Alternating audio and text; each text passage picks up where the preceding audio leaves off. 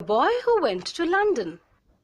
Dick Whittington was a poor boy who went to London to make money. He became very rich and was thrice elected the mayor of London.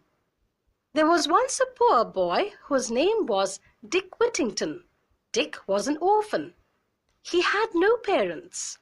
He was often cold and hungry because he had no one to look after him. He had only very old clothes to wear. One day, two rich men came to Dick's village. When they saw his clothes, they told him, "Go to London." Why? Asked Dick. "In London," said the men, "the streets are paved with gold.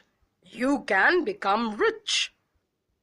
So Dick went to London to seek his fortune. However, the streets were not made of gold.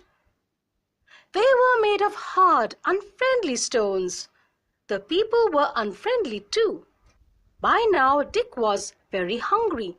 He knocked at the door of a large house in the street. Please give me something to eat, he asked. He got nothing. Dick tried again at another house, but again he got nothing.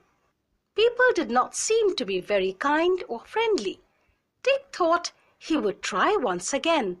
This time a girl gave him a piece of fish. Dick thanked the girl and walked away happily.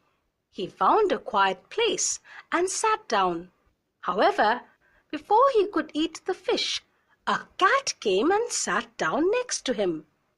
"Meow," said the cat hungrily. Although Dick was very hungry, he took pity on the cat. He gave some of his fish to the cat. After that, the cat stayed with Dick and became his friend. Dick soon found a job in the kitchen of a rich man's house. So he always had enough food for himself and his cat. The cat worked too. It caught rats and mice. One day the rich man's daughter, a pretty girl named Alice, came into the kitchen. She liked Dick and wanted to help him. "My father is sending a ship to Africa," she said. "You can send something the captain can sell. It may bring you good luck." What can I send? asked Dick. I have nothing. "You can send your cat," said Alice. And that is what Dick did. He sent his cat to Africa. Dick soon became lonely and unhappy without his cat. He felt he had no friend. I'm going back to my village, he said, and began packing for his journey. As he was leaving the city of London, Dick heard church bells chiming. He listened and thought the bells were speaking to him. "Turn back, Whittington," they seemed to say. "Turn back, Whittington, Lord Mayor of London." Bells are telling me to go back to London, thought Dick. So he went back to work in his kitchen. In the meantime, the master's ship reached Africa. The captain went to see the king of the land. He was very surprised to see so many rats in the king's palace.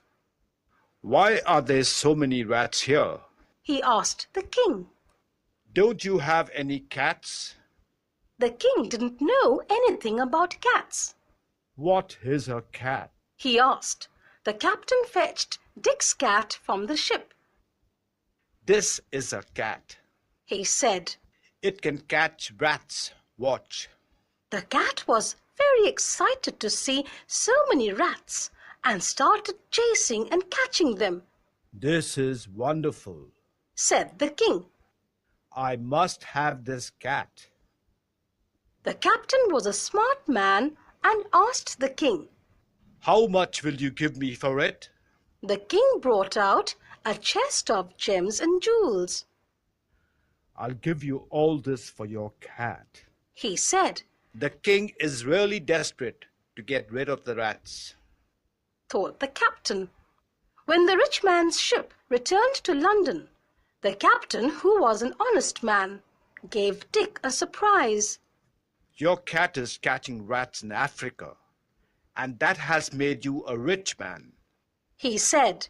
He gave the chest of gems and jewels to Dick and told him the whole story. Dick was very happy. He bought a large house in London.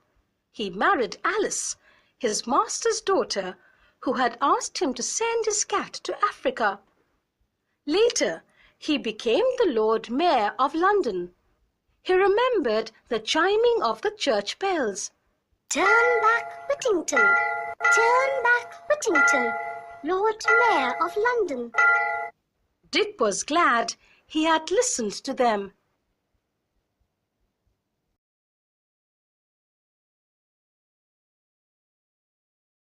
Grandma's hugs are made of love. Everything my grandma does is something special made with love.